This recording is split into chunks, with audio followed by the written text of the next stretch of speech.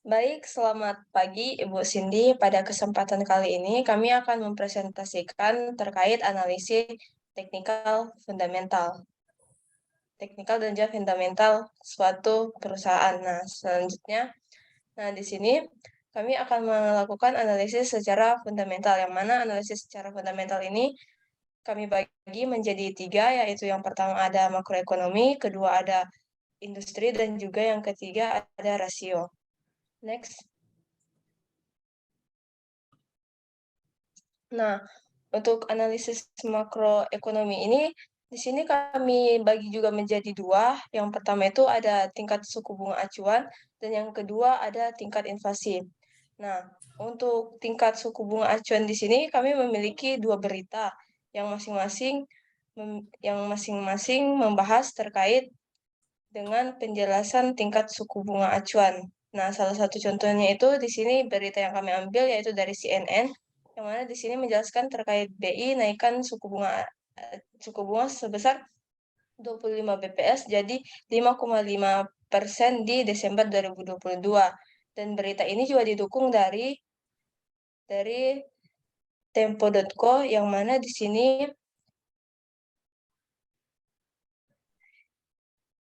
sini dikatakan bahwa suku bunga acuan naik menjadi 5,5%, dan di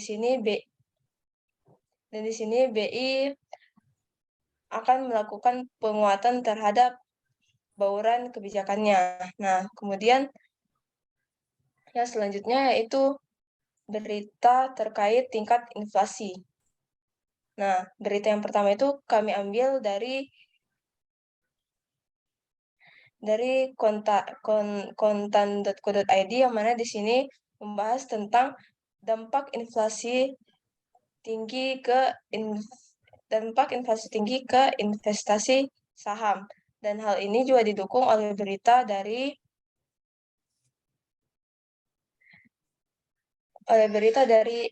ekonomi di sini yang mengatakan bahwa ada survei BI yang mengatakan bahwa inflasi pada Januari 2023 mencapai 0,4% dibandingkan tahun sebelumnya.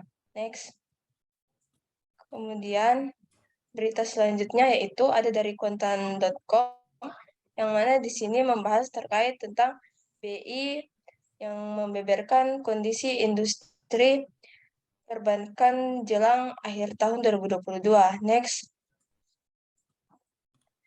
Kemudian berita ini juga didukung oleh konten yang mengatakan bahwa eh, tahun ini akan terjadi kebangkitan dan juga diperkirakan tahun depan akan mengalami kenaikan.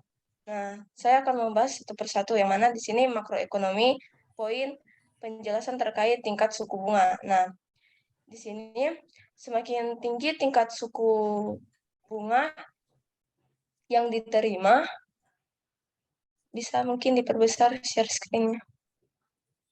Oke. Nah, di sini pada tingkat suku bunga acuan di sini kami dapat menyimpulkan bahwa semakin tinggi tingkat suku bunga yang diterapkan, maka akan menyebabkan terjadinya penurunan harga saham.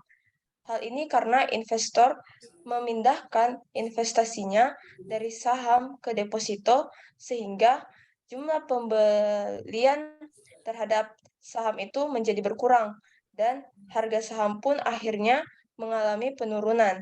Begitupun juga sebaliknya. Hal ini terjadi karena kenaikan suku bunga Bank Indonesia pada Desember 2022 menyebabkan harga saham BCA dan juga Mandiri mengalami penurunan pada periode tersebut. Nah, untuk yang poin kedua itu terkait tingkat inflasi. Nah, di sini kami dapat menyimpulkan bahwa semakin tinggi tingkat suatu inflasi dalam sebuah negara, berarti pendapatan masyarakat secara real mengalami penurunan. Nah, hal ini menyebabkan para investor tidak tertarik untuk berinvestasi di saham, apalagi saham yang mahal, yang berarti pendapatan investor dari saham juga tentunya akan berkurang. Nah, hal ini mengakibatkan kenaikan inflasi yang terjadi pada Desember tahun 2022, yang mana hal ini menyebabkan adanya penurunan harga saham BCA dan juga BCA dan juga Mandiri pada periode Desember 2022 hingga Januari 2023. Kemudian selanjutnya untuk analisa industri, di sini kami dapat menyimpulkan bahwa berdasarkan data, di sini kinerja perbankan terus mengalami perbaikan hingga November 2022. Hal ini selaras dengan naiknya harga saham sebuah perusahaan-perusahaan yang bergerak di bidang industri perbankan pada periode tersebut. Nah, hal ini tentu berakibat pada harga saham BCA dan juga Mandiri yang mengalami peningkatan pada periode tersebut. Next.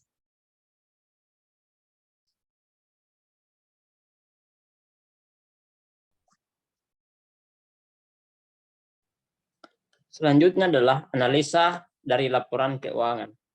Pertama ada BCA. Rasio profitabilitas BCA yaitu yang pertama ada NPM atau margin laba bersih. BCA memiliki margin laba bersih sebesar 47,59%, yaitu lebih besar dari margin laba bersih rata-rata, yaitu sebesar 38,33%. Selanjutnya ada ROI. BCA memiliki 17,73% dan lebih besar juga dari rata-rata, yaitu sebesar 11,60%. Selanjutnya ada ROE. BCA memiliki 18,15% yang lebih besar dari rata-rata rasio kebanyakan. Yang mana ini merupakan suatu hal yang baik, di mana margin laba dari BCA itu tinggi. Selanjutnya adalah rasio likuiditas. Yang pertama ada CAR. BCA memiliki 25,7%, yaitu bertanda bagus karena lebih besar dari yang seharusnya, itu sebesar 8%. Selanjutnya ada LDR. BCA memiliki 62%, yang mana itu kurang baik karena LDR dari BCA karena LDR dari BCA itu kurang dari LDR rata-rata, yaitu yang seharusnya 78% sampai 92%. Yang mana LDR dari BCA yaitu semakin liquid, yang mana BCA tidak mampu membayar untuk utang jangka pendeknya. Selanjutnya adalah rasio solvabilitas. Yang pertama ada DAR atau debt to asset ratio, yaitu rasio hutang untuk perbandingan antara total hutang dengan total aktiva, di mana BCA memiliki 0,83 kali, yaitu lebih tinggi dari 0,35 kali dari rata-ratanya. Selanjutnya adalah debt to equity ratio. BCA memiliki 5,5 kali, yaitu lebih tinggi juga dari yang seharusnya dari rata-rata, yaitu 0,90 kali. Yang mana ini kurang baik karena BCA memiliki liabilitas yang besar dan memiliki hutang dari BCA itu lebih besar dari modalnya. Namun ini dapat dimaklumi karena aset dari BCA itu merupakan hutang. Jadi, dan BCA bergerak di bidang jasa perbankan.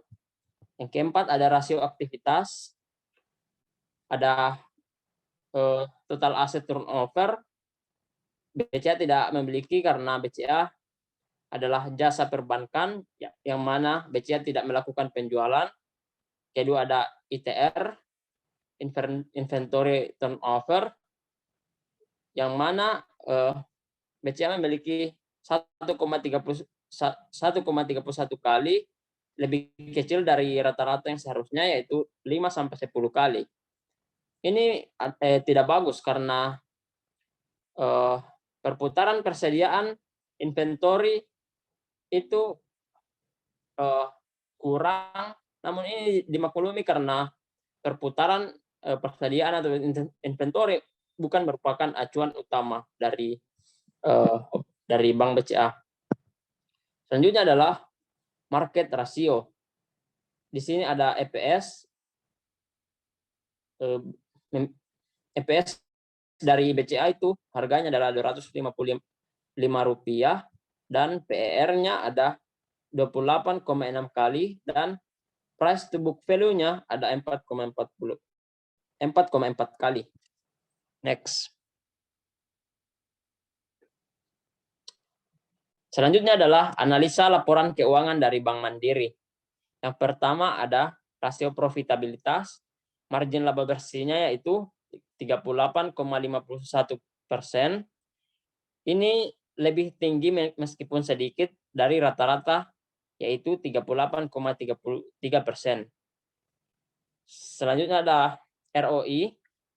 Bank Mandiri memiliki 12% dan lebih tinggi juga dari rata-rata yaitu 11,6%.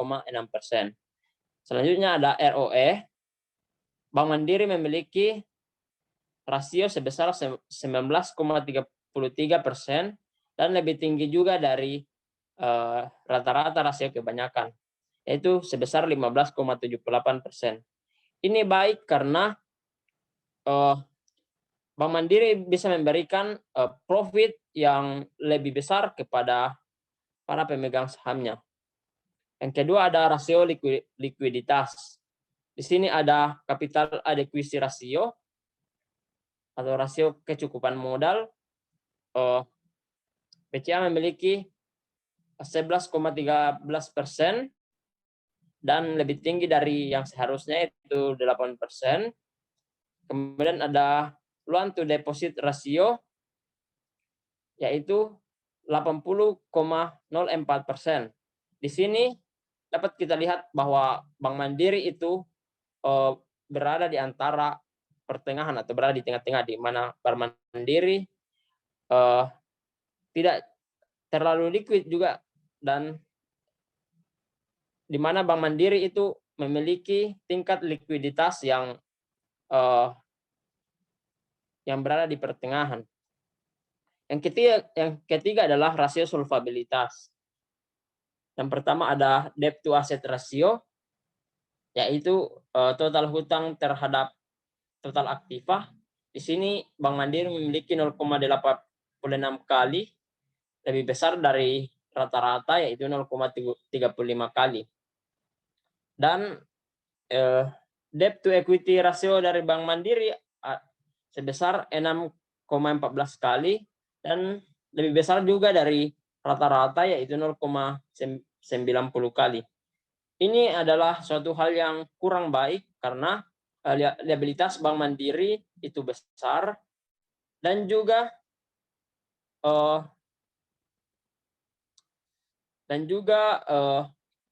hutang dari Bank Mandiri juga lebih banyak daripada modalnya. Namun dapat dimaklumi juga karena seperti kasus Bank BCA tadi, Bank Mandiri ini adalah perusahaan yang bergerak di bidang jasa perbankan di mana hutang adalah aset dari perusahaan. Yang keempat ada rasio aktivitas. Ada total asset turnover. Bank Mandiri juga sama seperti BCA tidak memiliki karena Bank Mandiri tidak memiliki penjualan, namun dia bergerak di bidang jasa. Kemudian ada inventory turnover, yaitu perputaran persediaan. Di sini Bank Mandiri memiliki perputaran persediaan sebesar 1,51 kali atau lebih kecil dari yang seharusnya atau rata-rata, yaitu 5-10 kali. Di mana ini merupakan hal yang kurang bagus karena perputaran persediaan itu kurang. Namun karena perputaran persediaan itu bukan nilai atau acuan utama, maka ini tidak perlu dikhawatirkan. 5. Market ratio. Di sini Bank Mandiri memiliki earning per share sebesar Rp884,64 dan ada PER-nya sebesar 11,5 kali dan price to book value-nya sebesar 2,18 kali. Next. Nah, kemudian untuk tambahan sedikit, yang pertama itu adalah yang paling penting dan kelima rasio ini, yaitu adalah rasio likuiditas. Mengapa? Karena rasio likuiditas ini yang paling umum, dan rasio likuiditas ini merupakan salah satu rasio yang mencerminkan kesehatan suatu bank. Dari yang pertama, capital adequacy ratio, di mana merupakan sebuah rasio kecukupan modal apabila bank tersebut mengalami kebangkrutan, apakah modal yang dimiliki masih cukup untuk mengatasi kerugian tersebut. Itu merupakan salah satu indikator yang penting. Dan yang kedua adalah kemampuan bank untuk membayar aktiva jangka pendeknya. Sehingga rasio likuiditas ini merupakan salah satu rasio yang penting dalam suatu perusahaan, terkhususnya perusahaan yang bergerak dalam bidang industri jasa perbankan seperti bank. Kurang lebih seperti itu analisis fundamental yang meliputi tadi makroekonomi, industri, di mana makroekonomi meliputi tingkat inflasi dan suku bunga, dan analisis laporan fundamental yang kedua yaitu meliputi analisa rasio keuangan. Sekarang kan dilanjutkan mengenai analisa teknikal. Di mana analisa teknikal ini kelompok kami akan menggunakan grafik saham yang kami ambil dari website TradingView.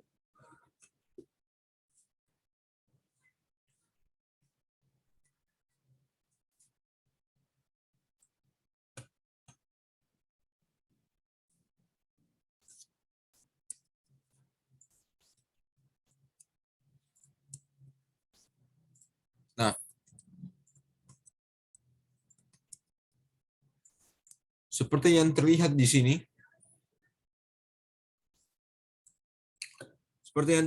gambar grafik saham ini merupakan gambar grafik saham dari Bank BCA dengan simbol nama emiten adalah BPCA. Untuk periodenya ini kami ambil adalah periode intervalnya adalah 1 bulan. Kemudian untuk bagian barnya itu adalah merupakan candlestick yang paling umum digunakan. Kemudian indikator yang kami gunakan itu merupakan indikator yang dinamakan sebagai MACD atau Moving Average Convergence Divergence. Di mana sebelum kita membahas lebih lanjut mengenai hubungan antara MACD dan harga saham ini, ada bagi apabila kita membahas mengenai MACD terlebih dahulu. MACD itu merupakan suatu indikator yang digunakan untuk mengetahui apakah harga suatu saham tersebut akan mengalami kenaikan atau akan mengalami penurunan. Nah, perlu diingat bahwa indikator MACD ini hanya merupakan sebuah indikator, sehingga bukan menjadi tolak ukur atau sehingga bukan menjadi hal yang pasti bahwa apabila semua yang diprediksi oleh indikator ini semuanya benar. Tapi indikator MACD ini merupakan salah satu indikator yang memiliki akurasi yang baik dan yang paling banyak sering digunakan oleh para investor, dan merupakan indikator yang paling mudah digunakan, yang paling dasar digunakan dalam menentukan posisi untuk menjual atau membeli harga suatu saham. Nah, seperti yang kita lihat ada beberapa keterangan dari MACD ini. Yang pertama itu adalah garis yang berwarna biru ini merupakan garis MACD, di mana garis ini merupakan garis yang pergerakannya aktif, kadang naik kadang turun. Sementara garis yang lebih landai ini disebut juga sebagai garis sinyal atau sinyal line. Nah, di MACD ini sebenarnya sangat simpel. Apabila garis dari MACD ini memotong ke bawah, seperti yang terlihat pada gambar grafik ini, apabila dia memotong ke bawah, di mana garis MACD memotong dari atas ke bawah menembus garis sinyal, maka hal ini dinamakan dead cross. Dead cross ini merupakan sebuah titik di mana kita sebaiknya menjual saham yang kita punya, menjual saham mandiri kita, karena harganya akan mengalami penurunan. Sementara itu sebaliknya, apabila seandainya garis MACD ini menembus dari bawah ke atas, menembus garisnya dari bawah ke atas, berarti akan menandakan terjadinya golden cross, di mana golden cross ini menandakan bahwa itu waktu yang terbaik untuk kita membeli saham, karena harga saham akan mengalami kenaikan. Nah, kemudian jika kita melihat ini harga grafik sahamnya dan juga berdasarkan indikator MACD, untuk indikatornya intervalnya 1 bulan, dapat dilihat bahwa kondisi dari industri saham dari BCA ini mengalami kenaikan secara terus-menerus dari periode ke periode. Hal ini membuktikan bahwa BCA ini merupakan perusahaan yang memiliki saham yang sedang uptrend, di mana apabila sahamnya mengalami downtrend, maka itu berarti sahamnya mengalami penurunan. Namun jika sahamnya mengalami kenaikan dari satu periode ke periode yang lainnya, maka itu dinamakan sebagai saham yang uptrend. Jadi untuk trendnya sendiri, BCA itu merupakan saham yang uptrend, termasuk uptrend. Nah, bagaimana dalam penentuan support dan resistennya? Untuk support dan resisten sendiri itu sebenarnya cukup mudah. Nah, sebelum kita masuk ke dalam support resisten, saya coba akan membandingkan mengenai perbandingan grafik saham dari 1 bulan untuk 3 bulan untuk interval yang berbeda-beda. Nah, jika kita mengambil interval 3 bulan, maka dapat terlihat lebih jelas lagi bahwa BCA ini mengalami kenaikan yang cukup drastis, di mana BCA ini mengalami kenaikan dari periode ke periode, sehingga dapat terlihat dengan jelas bahwa BCA ini merupakan saham yang sedang uptrend dan akan terus mengalami kenaikan. Karena sudah dibuktikan dari bertahun-tahun ke tahun terus mengalami kenaikan. Dan kemudian bagaimana cara menentukan support dan resisten? Sebenarnya support dan resisten itu, support sendiri itu merupakan harga di mana harga paling rendah dari suatu saham, sementara resisten itu merupakan harga yang paling tinggi dari suatu saham. Kita coba ambil dari periode 1 bulan. Nah, seperti yang kita lihat di sini, jika kita memisalkan bahwa harga paling rendah dari suatu saham tersebut itu adalah di bagian sini, maka kita dapat mengatakan bahwa ini adalah harga supportnya. Sini adalah supportnya. Nah, kemudian resistennya itu merupakan harga yang tertinggi dari suatu saham. Nah, kita dapat mengambil yang pertama periode ini sebagai resistennya. Nah, ini sebagai resistennya. Nah, dalam menentukan support dan resisten ini, apabila suatu saat nanti seperti yang terjadi pada ini, di mana harga dari saham BCA ini yang berhasil melampaui atau kita sebut sebagai break, berhasil melampaui titik resistennya, maka kita dapat simpulkan bahwa terjadi perubahan support dan resistance, di mana yang tadinya ini resisten akan menjadi seperti sebuah support, sementara resistennya itu akan naik ke tingkat yang lebih tinggi. Begitupun seterusnya. Dan juga begitupun sebaliknya. Apabila dia jatuh ke bawah dari harga support seandainya, maka resisten akan berubah menjadi support, dan support akan mengalami penurunan lagi. Jadi kurang lebih seperti itu mengenai support dan resisten, sehingga berdasarkan grafik ini kita dapat ketahui dengan jelas bahwa saham dari BCA ini terus mengalami kenaikan, sehingga support dan resisten ini tidak pernah mengalami break ke bawah, melainkan selalu break ke atas. Dan ini juga termasuk salah satu indikator, salah satu hal yang menandakan bahwa BCA ini merupakan saham yang selalu uptrend.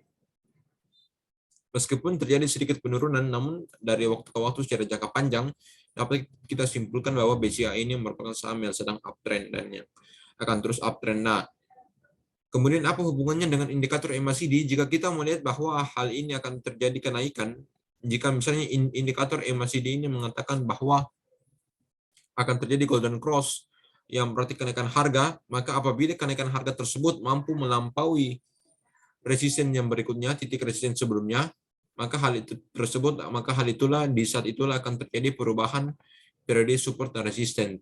Nah, untuk periode support resisten sendiri itu sebenarnya dapat terjadi sering sekali, namun untuk melihat lebih lanjutnya kita dapat melihatnya dengan menggunakan interval, atau kita dapat melihatnya dari satu periode ke periode yang lainnya. Sehingga berdasarkan tadi analisis yang tadi dapat dikatakan bahwa Bank BCA ini merupakan salah satu analisis saham yang memiliki saham uptrend dan tentunya bagus untuk berinvestasi jangka panjang. Nah, mengapa lebih bagus untuk berinvestasi jangka panjang dibandingkan jangka pendek? Karena jika kita melihat dalam kondisi interval kurang lebih 1 hari, maka kenaikan yang kita lihat di sini tidak terlalu signifikan. Ditambah dengan harga dari saham BCA yang lumayan mahal, itu kurang lebih, sehingga itu kurang cocok apabila kita hanya membeli dalam jumlah yang sedikit. kemudian kemudian kita ingin menerima hasilnya dalam jangka waktu pendek. Sehingga yang paling tepat dilakukan itu adalah menginvestasikan uang yang cukup besar dan kemudian menunggu selama beberapa tahun untuk untuk memaksimalkan keuntungan yang akan didapat. Nah, kemudian berikutnya yang pertama itu adalah saham mandiri. Berdasarkan dari grafik ini kita juga mengetahui bahwa saham mandiri ini mengalami uptrend. Nah, saham mandiri ini yang mengalami uptrend ini dapat juga kita lihat dari indikatornya. Ketika indikator MACD menembus dari garis ini, maka MACD akan turun. Maka harga saham akan mengalami turun karena dia mengalami dead cross. Namun ketika dia menembus kembali mengalami golden cross, maka dapat dikatakan bahwa harga saham ini sedang mengalami kenaikan. Jadi apabila dia dead cross, maka harga saham mengalami penurunan. Dan apabila dia golden cross, maka dapat diprediksi bahwa harga saham akan mengalami kenaikan. Nah, kemudian ini merupakan salah satu contoh yang tepat untuk membahas mengenai support dan resisten. Nah, kita dapat menganggap bahwa di bagian sini adalah supportnya. Kemudian kita juga dapat menganggap bahwa resistennya itu adalah di bagian atas sini. Nah, ini yang merupakan salah satu teori yang umum dipelajari dalam saham. Apabila harga suatu saham turun, namun dia belum berhasil belum melampaui titik supportnya, maka saham tersebut akan rebound, dan rebound itu akan terus mengalami kenaikan. Itu kurang lebih salah satu dari prinsip support dan resistance. Nah, seperti pada saham mandiri ini, karena dia tidak menembus bagian bawahnya, tidak menembus nilai supportnya, sehingga yang terlihat di sini adalah sahamnya malah mengalami kenaikan meskipun sempat mengalami penurunan yang kuat pada periode ini. Namun pada akhirnya mengalami kenaikan. Nah, hal itu sama kurang lebih dengan Bank BCA tadi, di mana apabila terjadi golden cross atau dead cross, berarti akan ada perubahan nilai support dan resistance. Nah, perubahan nilai support dan resistance ini akan terjadi apabila harga saham berhasil melampaui harga resisten atau support sebelumnya. Nah, jadi jika kita lihat berdasarkan interval 1 bulan, dapat dikatakan bahwa Bank Mandiri ini memiliki tren yang cenderung naik, sehingga kita namakan sebagai uptrend. Nah, apabila kita melihatnya dalam kondisi jangka waktu 3 bulan, maka kenaikannya kita dapat melihat lebih jelas lagi. Nah, sehingga hal ini membuktikan apa? Sehingga hal ini membuktikan bahwa Bank Mandiri ini merupakan salah satu bank yang cukup terkenal, yang paling cukup kuat, maka secara otomatis berdasarkan analisa saham ini menyatakan bahwa Bank Mandiri itu merupakan bank yang cocok untuk kita berinvestasi. Sama seperti jangka panjang tadi, Bank Mandiri ini sama seperti Bank BCA tadi, Bank Mandiri ini memiliki nilai saham yang uptrend dari waktu ke waktu. Hal ini dibuktikan dari periode tahun ke tahun, namun sama dengan juga memiliki kesamaan dengan Bank BCA tadi, yaitu tidak cocok digunakan untuk investasi jangka pendek, melainkan lebih cocoknya digunakan untuk investasi jangka panjang. Karena apabila kita melihat dalam periode satu hari, maka kita akan melihat di sini harganya ini tidak mengalami kenaikan yang signifikan, melainkan hanya naik sedikit, kemudian mengalami penurunan, kemudian penurunan, naik dan penurunan. Dan juga harga dari saham Mandiri ini mencapai harga 9 ribuan, dan itu juga termasuk salah satu hal yang mahal. Sehingga dapat kita simpulkan bahwa Bank Mandiri ini lebih cocok digunakan untuk investasi jangka panjang dibandingkan investasi jangka pendek. Dan jadi kurang lebih seperti itu analisa teknikal dari Bank Mandiri dan Bank BCA. Jadi kelompok kami menarik kesimpulan bahwa berdasarkan hasil analisis yang telah kami lakukan, Bank BCA dan Bank Mandiri memiliki prospek saham yang bagus, di mana berdasarkan analisis fundamental yang tadi, salah satunya yang paling penting adalah rasio keuangan, di mana Bank Mandiri dan Bank BCA itu memang memiliki rasio keuangan yang baik, yang berada di atas industri rata-rata. Meskipun ada sebagian seperti perputaran persediaan yang kurang baik, namun karena itu karena Bank Mandiri dan Bank BCA merupakan perusahaan yang bergerak di bidang jasa, sehingga hal itu bukan menjadi sebuah titik acuan yang utama. Hal ini juga didukung oleh analisis teknikal yang membuktikan bahwa saham dari Bank Mandiri ini dan Bank BCA ini terus mengalami kenaikan. Dengan menggunakan indikator MACD, kita dapat menentukan bahwa, dan kita juga dapat melihat bahwa saham dari BCA dan Mandiri ini selalu mengalami kenaikan, sehingga kita sebut juga sebagai uptrend. Nah, oleh karena itu, yang dapat kami simpulkan adalah bahwa Bank Mandiri ini dan Bank BCA ini merupakan tempat yang baik untuk berinvestasi, khususnya apabila ingin berinvestasi dalam jumlah atau memiliki modal yang besar dan ingin berinvestasi jangka panjang. Kurang lebih seperti itu pembahasan dari kami tentang analisa teknikal dan fundamental. Mohon maaf jika ada kesalahan. Sekian dan terima kasih.